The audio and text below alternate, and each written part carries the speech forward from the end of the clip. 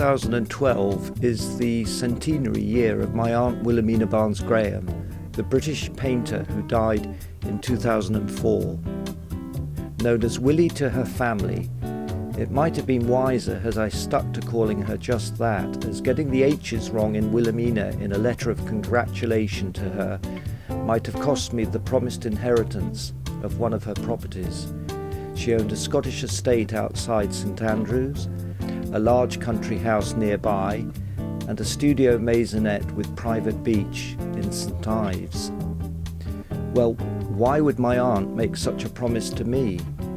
Well, Willie was my mum's sister, and as my mum died in childbirth, having me, I guess in a tender moment when I was in my 20s and I was a bit of a lost soul, she put her arm round me and said, "I'll always look after you." My two sisters also assumed the inheritance of property, but when Willie later sold one of them, Den Hall, I remember telling my eldest sister, "People change their mind, and make your own luck." Of course I was disappointed, and my dear late eldest sister was furious, and my nose somewhat put out when I learned the £7 million charitable trust had been set up on my aunt's death for penniless artists, and yet I'd spent decades working in a cramped underground workshop without natural light as a furniture maker. So I can thank my Aunt Willie for teaching me a few of life's lessons, but also she once said to me when I complained that the galleries in my field were only interested in furniture designers from the Royal College of Art, she said, "Keep your mouth shut, your head down, and keep working."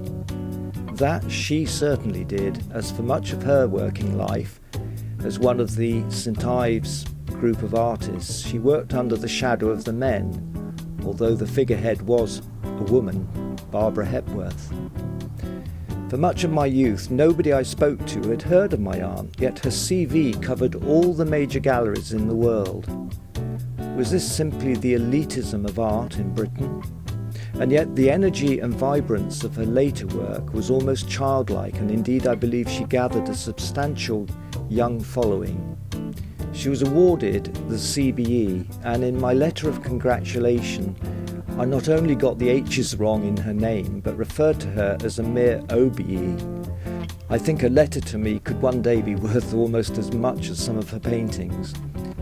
In stumbling across old letters in a tidy-up, I came across a typical birthday card from Willie, enclosing a birthday cheque, which on this occasion and to this day I appear not to have cashed.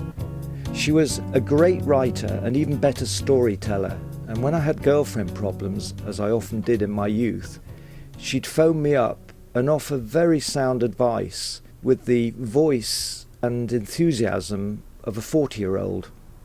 And I think she was in her 80s then.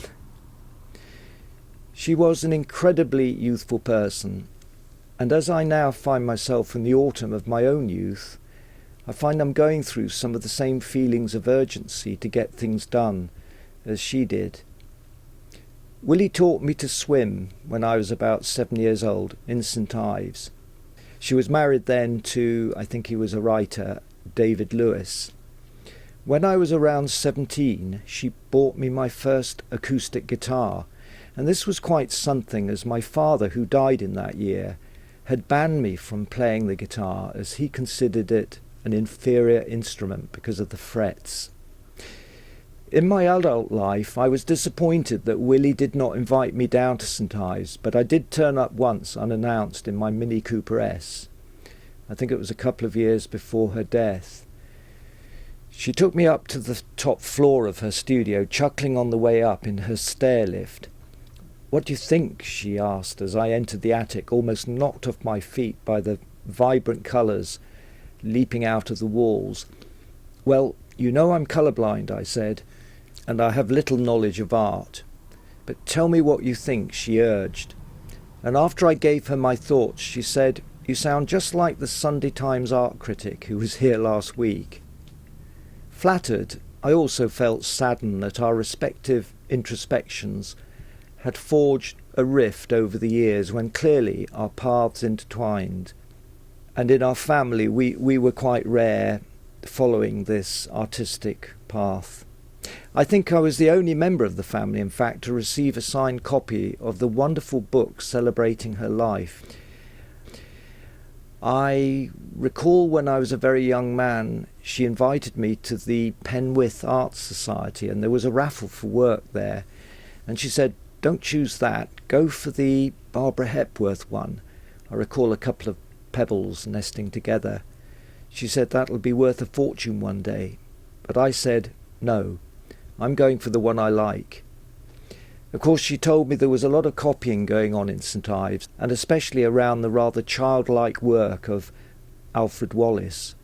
But she was part of a unique British movement and a dynamic, closely knit group, and certainly an inspiration to me, who was in a different field that was yet to find its own philosophical base.